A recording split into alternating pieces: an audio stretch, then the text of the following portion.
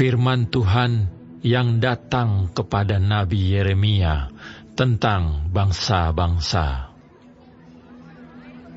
Mengenai Mesir, terhadap tentara Firaun Neko, Raja Mesir, yang berkemah di tepi sungai Efrat dekat Karkemis, dan yang dipukul kalah oleh Nebukadnezar Raja Babel, dalam tahun yang keempat pemerintahan Yoyakim bin Yosia Raja Yehuda. Siapkanlah perisai besar dan perisai kecil, dan majulah untuk bertempur.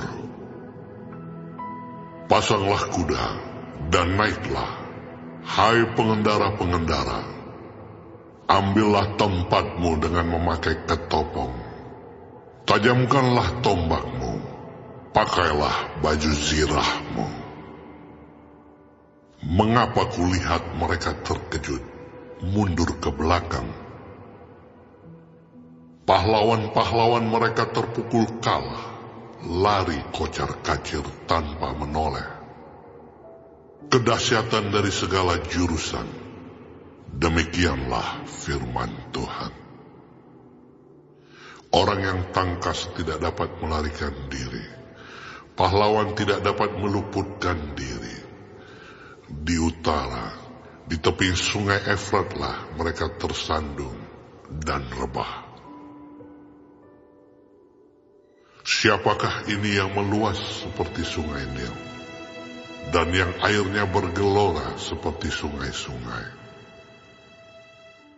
Itulah Mesir yang meluas seperti sungai Nil, dan yang airnya bergelora seperti sungai-sungai. Ia berkata, aku mau meluas menutupi bumi, membinasakan kota dan penduduknya. Majulah hai kuda-kuda, melajulah hai kereta-kereta. Majulah berperang hai pahlawan-pahlawan, hai kamu orang Ethiopia dan orang Put yang memegang perisai, dan orang Lydia yang membentur busur. Hari itu ialah hari Tuhan Allah semesta alam, hari pembalasan untuk melakukan pembalasan kepada para lawannya. Pedang akan makan sampai kenyang, dan akan puas minum darah mereka. Sebab Tuhan Allah semesta alam mengadakan korban penyembelihan di tanah utara, dekat sungai Efrat. Pergilah ke Gilead mengambil balsam, hai anak Dara, putri Mesir. Sia-sia engkau memakai banyak obat, kesembuhan tidak akan kau dapat. Bangsa-bangsa telah mendengar tentang celamu. Bumi telah penuh dengan teriakmu, sebab pahlawan yang satu tersandung kepada pahlawan yang lain. Keduanya rebah bersama-sama. Firman yang disampaikan Tuhan kepada Nabi Yeremia tentang datangnya Nebukadnezar Raja Babel untuk memukul kalah tanah Mesir. Beritahukanlah di Mesir, dan kabarkanlah di Migdol. Kabarkanlah di Memphis dan di Tahpanes. Katakanlah, ambillah tempat dan bersiaplah, sebab sekitarmu habis dimakan pedang. Mengapa Apis melarikan diri? Tidakkah sanggup sapi jantanmu bertahan? Sungguh, Tuhan telah menundukkan dia. Banyak daripadamu yang tersandung dan rebah. Mereka berkata seorang kepada yang lain, marilah kita pulang kepada bangsa kita, ke negeri kelahiran kita, untuk mengelakkan pedang yang merajalela ini. Sebutlah nama Firaun, Raja Mesir, tukang ribut yang membiarkan kesempatan berlalu. Demi aku yang hidup, demikianlah firman Raja yang namanya Tuhan semesta alam. Ia akan datang seperti gunung Tabor yang menjulang di antara gunung-gunung lain, seperti gunung Karmel yang menganjur ke laut. Siapkanlah bagimu barang-barang untuk perjalananmu ke pembuangan, hai putri Mesir yang sudah lama menetap. Sebab Memphis akan menjadi sunyi sepi, dijadikan reruntuhan yang tidak berpenduduk lagi. Mesir adalah lembu muda yang elok, tetapi seekor pikat dari utara mendatangi dia.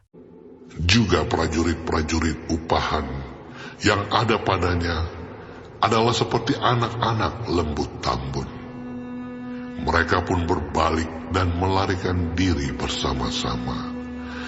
Mereka tidak dapat bertahan, sebab hari bencana mereka menimpa mereka, yakni waktu penghukuman mereka.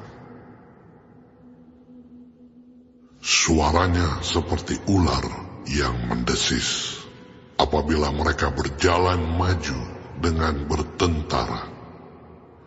Mereka mendatangi dia dengan membawa kapak, seperti orang-orang penebang pohon. Mereka menebang hutannya, demikianlah firman Tuhan, sekalipun itu tidak dapat dimasuki. Sebab lebih banyak mereka daripada belalang, tidak terbilang jumlahnya. Putri Mesir menjadi malu, diserahkan ke dalam tangan bangsa dari utara. Tuhan semesta alam, Allah Israel, berfirman, sesungguhnya aku mendatangkan hukuman atas dewa Amon dari Tebe, atas Firaun beserta Mesir, dewa-dewanya dan raja-rajanya, yakni atas Firaun beserta orang-orang yang percaya kepadanya. Aku akan menyerahkan mereka ke dalam tangan orang-orang yang berusaha mencabut nyawa mereka, yakni ke dalam tangan Nebukadnezar, Raja Babel, dan para pegawainya. Tetapi sesudahnya negeri itu akan didiami seperti dalam zaman purbakala. Demikianlah firman Tuhan. Maka engkau janganlah takut, hai hambaku Yakub. Janganlah gentar, hai Israel. Sebab sesungguhnya aku menyelamatkan engkau dari tempat jauh, dan keturunanmu dari negeri pembuangan mereka. Yakub akan kembali dan hidup tenang dan aman, dengan tidak ada yang mengejutkan. Maka engkau janganlah takut, hai hambaku Yakub. Demikianlah firman Tuhan. Sebab aku menyertai engkau. Segala bangsa yang keantaranya engkau kucerai-beraikan, akan kuhabiskan. Tetapi engkau ini tidak akan kuhabiskan. Aku akan menghajar engkau menurut hukum, tetapi aku sama sekali tidak memandang engkau tak bersalah.